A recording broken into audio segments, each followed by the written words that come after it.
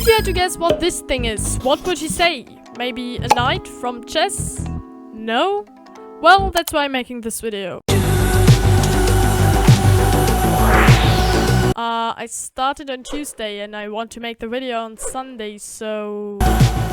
I know almost nothing about art, so on day 1 I started from the very basics by trying to draw some straight lines, and I really look like an idiot here, but it's hard to draw a straight line on a tablet, okay? Since lines on their own aren't very useful, I also drew some simple shapes like rectangles and triangles.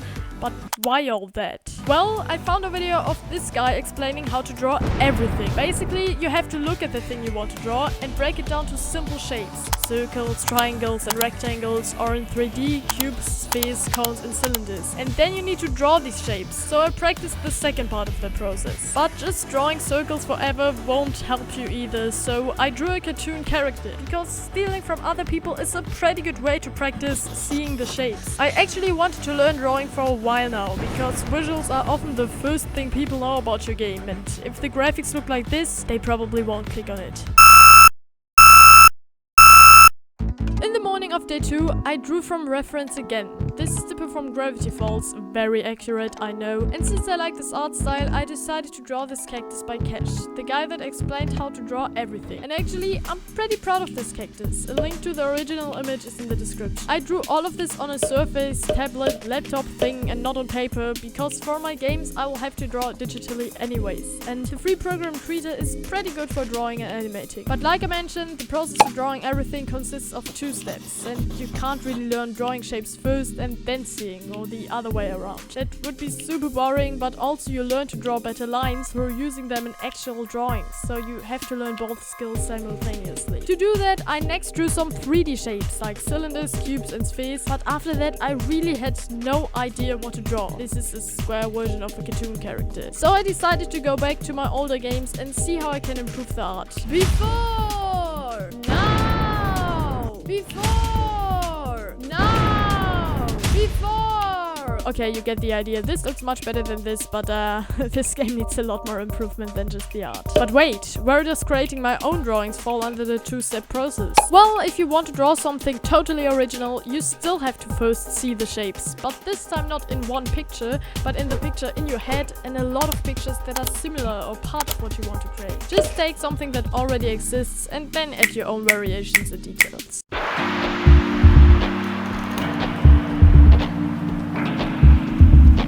Since I saw the Draw 10 video by Cash and had almost no ideas, I drew a bunch of birds in the morning. But I also redrew some stuff from Catch Me and Actirumia. I really don't know why I always made top-down games where my walking animation looked like this. By the way, this definitely isn't my worst art. This is something I made in school last year.